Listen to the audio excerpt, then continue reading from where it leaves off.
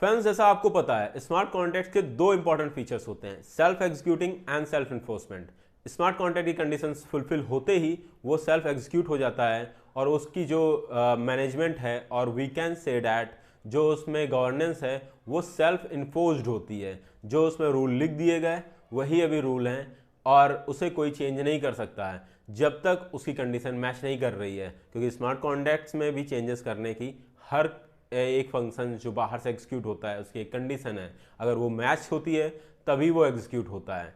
तो ये जो फंक्शन है, ये जो फैसिलिटी है, ये तभी फुलफिल हो सकती है अगर कोई ऐसी लैंग्वेज हम यूज़ करें जो कि काफ़ी रिलेवेंट हो, जो कि काफ़ी सिक्योर हो और जो कि काफ़ी रिलायबल हो। अब मैं आप लोगों को बता दूं कि रस्ट लैंग्वेज हम स्मार्ट कॉन्ट्रैक्ट्स में इसीलिए यूज़ करते हैं। रस्ट लैंग्वेज की सबसे अच्छी जो खूबी है वो उसका डिटर्मिनिस्टिक कैरेक्टर है। और तो फ्रेंड्स, इस वीडियो में हम यही देखेंगे कि स्मार्ट कॉन्ट्रैक्ट के लिए रस्ट लैंग्वेज इतनी बेहतरीन क्यों बन गई, उसे सबसे बेस्ट लैंग्वेज स्मार्ट कॉन्ट्रैक्ट के लिए क्यों बोलते हैं। सो फ्रेंड्स, इंक लैंग्वेज की पहले पार्ट में हम लोग देखेंगे कि why we use Rust for smart contract. जो सबसे पहला टॉपिक हमारा था यही होता है एंड इस पे मैं एक सेपरेट वीडियो इसलिए बना रहा हूँ क्योंकि ये काफ़ी इंपॉर्टेंट है। आपको समझना चाहिए कि रस्ट लैंग्वेज में अगर आप स्मार्ट कॉन्ट्रैक्ट्स पढ़ रहे हो, लाइक आपने सॉलिडिटी में पढ़ा, अभी आप रस्ट में सीख रहे हो, सो क्यों, why we are doing it in Rust. और ऐसा तो नहीं होगा कल को हमें कोई और लैंग्वेज फिर पढ़नी पड़ेगी, ब्लॉकचेन जाके उस पे शिफ्ट हो जाए, देन हमें फिर उसको पढ़ना पड़ेगा। तो ऐसा नहीं होने वाला क्योंकि रस्ट ना काफ़ी अच्छी लैंग्वेज है और ये हमारे स्मार्ट कॉन्ट्रैक्ट के लिए एकदम सूटेबल बैठती है। दैट्स वाई मैं भी सॉलिडिटी में से शिफ्ट करके 1 साल पहले ही रस्ट लैंग्वेज पे आ गया था and I am working as a blockchain developer in Rust language. तो मैं आप लोगों को दिखाने वाला हूँ कि रस्ट लैंग्वेज में ऐसी कौन सी खास बात है कि ये हमारे स्मार्ट कॉन्ट्रैक्ट के लिए एकदम सूटेबल है। तो जैसा इसमें बताया गया है कि पहली बात तो ये बता रहा है कि इंक कोई न्यू प्रोग्रामिंग लैंग्वेज नहीं है, ये अंदर द हुड रस्ट को ही यूज़ करती है। तो सबसे बड़ी बात ये है कि एक लाइक सॉलिडिटी एक नई लैंग्वेज बनी, तो उस पे जो भी टूल्स थे, जो भी उस पे एक इकोसिस्टम था वो डेवलप होने में टाइम लगा। But it's just because rust हमारी पहले से अवेलेबल लैंग्वेज है। बहुत सारी हैं आप कहोगे, उसका भी मैं बताऊंगा। बट एक तो ये फ़ायदा है कि इसका इकोसिस्टम ना ऑलरेडी डेवलप्ड था। आप जब रस्ट लैंग्वेज पढ़ोगे तो देखोगे रस्ट एनालाइजर काफ़ी पावरफुल टूल है, ठीक है? वो काफ़ी हेल्प करता है। तो there are so many tools available already. तो उस वो काफ़ी हेल्प मिला अगर हमने एक कन्वेंशनल लैंग्वेज अगर हमने यूज़ की। सो आपको ये भी पता होगा कि फ्रेंड्स रस्ट और सी प्लस प्लस हमारी एक काफ़ी एफिशिएंट लैंग्वेजेस हैं और ये स्टैटिक टाइप होते हैं, लाइक इसमें डायनामिक टर्म को यूज़ नहीं होते हैं। आपको अगर कोई भी आप टर्म डिफाइन कर रहे हो और we can say that variable define कर रहे हो, आपको उसका टाइप बताना पड़ेगा, उसको इनिशियलाइज़ करना पड़ेगा। And there is a borrowing term. इसमें क्या होता है कि आपके लिए यहाँ पे कोई गार्बेज कलेक्टर नहीं है कि आपने मेमोरी असाइन कर दी, ठीक है? आपने कोई मेमोरी यूज़ कर ली as a part of variable, then आपको खुद क्लीन करना पड़ता है जाके रस्ट लैंग्वेज में। आपको बताना पड़ता है कि यहाँ पे ये मेमोरी का यूज़ खत्म हो गया, then you need to clean it. आपको वहाँ पे उस मेमोरी को फ्री करना पड़ता है, रस्ट लैंग्वेज में खुद लिखना पड़ता है।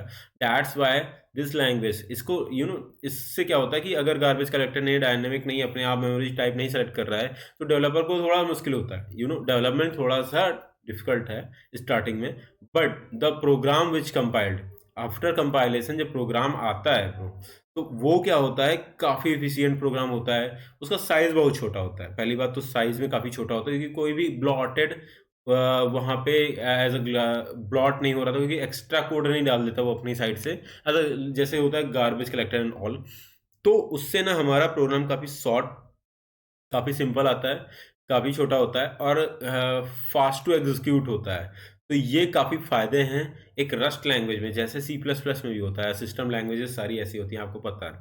तो अभी हम बात करते हैं कि रस्ट क्यों यूज़ हुई। तो इसमें लिखा है Rust is ideal smart contract language, जैसे इसने पहले ही बोला है। क्यों? It's a type safe, memory safe and free to undefined behaviours. तो ये टाइप सेफ होता है और मेमोरी सेफ होता है। तो इसमें जो टाइप होते हैं, मैंने बोला ना स्टैटिकली टाइप्ड है, आपको पहले से बताना पड़ता है, like we are going to use this type of variable.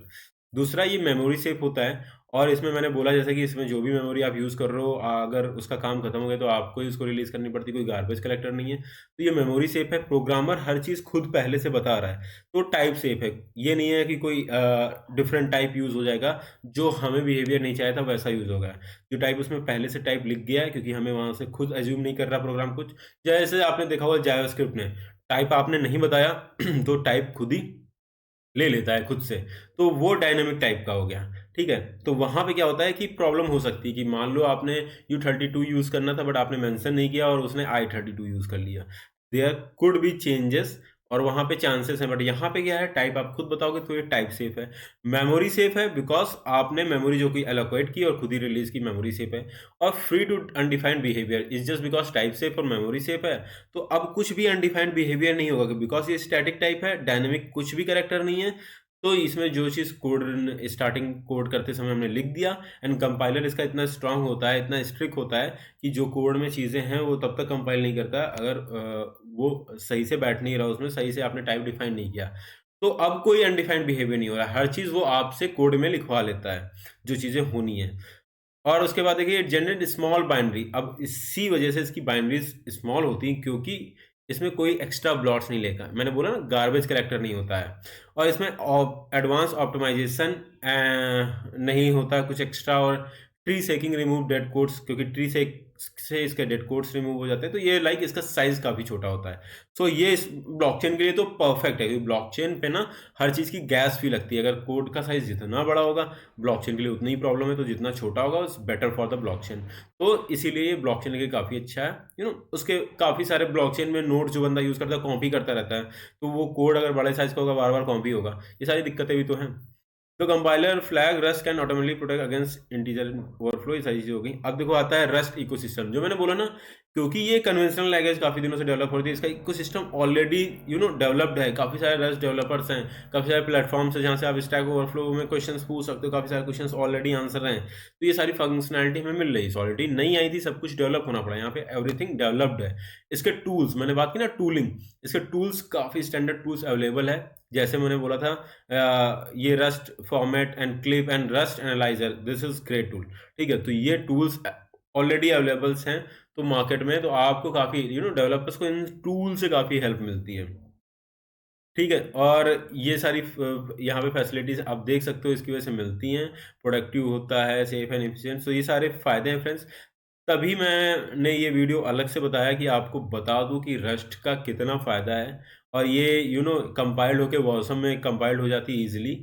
First class Wasm Rust provide the first class support to Wasm assembly. तो वॉसम में जो भी कोड कंपाइल हो जाते हैं, वॉसम एक अलग एक बाइनरी फॉर्मेट है, तो ये रस्ट जो है ना ये फर्स्ट क्लास कंपाइलेशन होता है।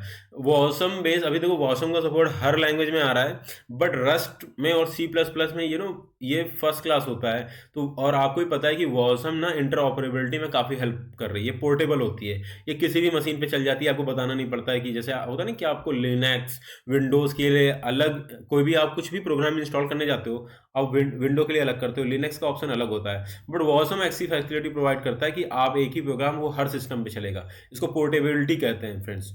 तो इसमें रस्ट के लिए काफ़ी अच्छा डेवलपमेंट हुआ है, रस्ट डायरेक्टली फर्स्ट क्लास अच्छे से वॉसम के साथ कंबाइंड होता है।